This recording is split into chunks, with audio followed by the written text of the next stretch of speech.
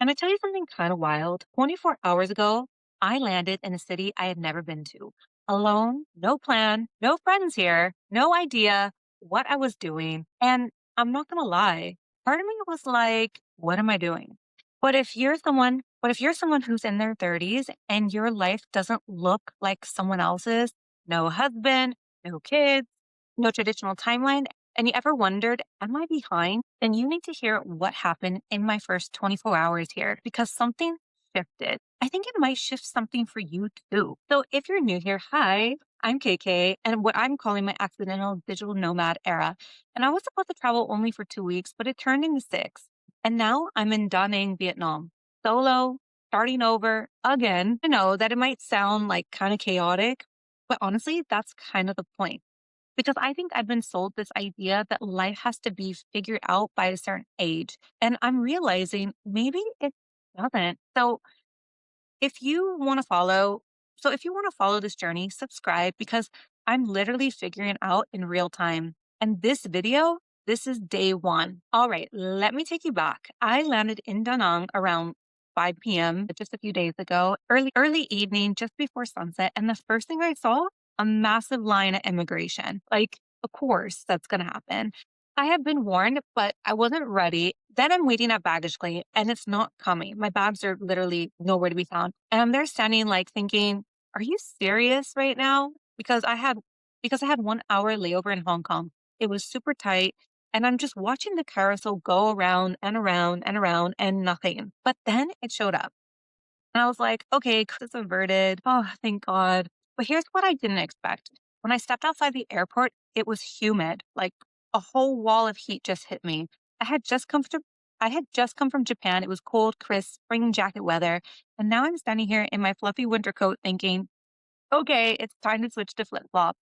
So I get in the car with my driver, super sweet guy, and we're driving to my hotel and I start seeing everything, the bridges, the water, the beach, all the things I had watched on YouTube and was researching. And it hit me like, oh, this is real. Like I'm actually here. But also the roads, the roads were chaos. Motorbikes everywhere, cars just weaving in and out of traffic, no rules. And I remember thinking, I'm going to have to navigate this alone. And that thought, it wasn't just about traffic. It was about my whole life. Right? So I get to my hotel. I booked it on booking.com. That's like my go-to platform. By the way, this is not sponsored yet. Well, room looks great at first. And then I see a bug, then another, then another.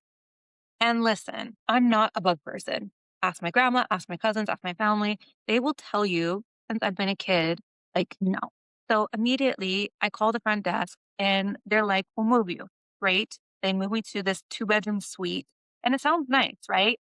Well, then there were bugs too. So at this point, I'm ready to leave. I'm like, I didn't come all the way to Dunning to live with bugs. But the next morning, I wake up to a WhatsApp message. They upgraded my rooms for my entire stay. A new room, clean, balcony, city view. You can see behind me everything I needed. And I know this sounds like random, but that moment I felt like a metaphor for my whole life right now. Because now many times we have been with situations where we think this isn't working. I need to leave. This is all wrong. And we kind of panic and we want out. But what we don't realize is something better is waiting. We just can't see it yet. And that's been my whole experience lately on this trip. Things not going how I expected, but somehow it's still working out. So after I finally settled in, the first thing I did, showered. Like that's what every person should do. And I don't know what it was about this shower in the new place, but I felt like this total reset. Like everything from the past 6 weeks just washed off and I could just feel the weight off of me. And then I sat there in my room alone. And after spending 6 weeks with someone 24/7, that silence, it actually felt loud. And I had this moment where I thought, okay, what now? Like, who am I going to talk to? Am I going to make friends here? Am I going to feel lonely? Can I actually handle my own company for the 12 days that I've booked here? And I know someone's watching this right now, like who's asking themselves the same thing. Maybe not in a hotel room in Vietnam, but in your life. And I just want you to know that I felt that too. Here's what I realized. That feeling, it's not a bad thing. It's actually the beginning of something. So instead of sitting in that feeling, I got up and I looked at myself and I took myself out. First stop, massage, because of course, what I do. Because my body was done after Japan. We were doing 25,000 steps a day and I felt it. So I found this place right outside of my hotel. And for $30, guys, guess what? I got a massage, facial, foot scrub, the works. I felt fresh head to toe. And I remember laying there thinking, why don't I do this for myself more often? And I think that's something we do, especially when we feel behind in life. We put ourselves last. We tell ourselves, I'll do this tomorrow when I have time, when I deserve it. Like, these are what we tell ourselves. But tomorrow turns into the next week, next month, next year, and suddenly you're wondering where your life went. And I was feeling that just a couple months back. So in that moment, I chose myself immediately. No waiting, no excuses. And honestly, that changed everything for me. Okay, so night two, my hair. Okay, looks good right now. I just did it for you guys. My hair straightener died. So rest in peace to my hair straightener. And look, I know it's humid here and my hair just fluffs up anyways, but I need to style it. Like, I'm a girl. So I had to find a new one. And that's when I discovered Grab. It's like Uber, but for a motorbike. Super cheap. But here's the thing. I had never been on the back of a motorbike before, ever. So I'm sitting here with the app open thinking, am I really doing this? But I booked it. The driver shows up, hands me a helmet, and I'm like, okay, we're doing this. And I didn't even know how to put the helmet on. Like, it was such a joke.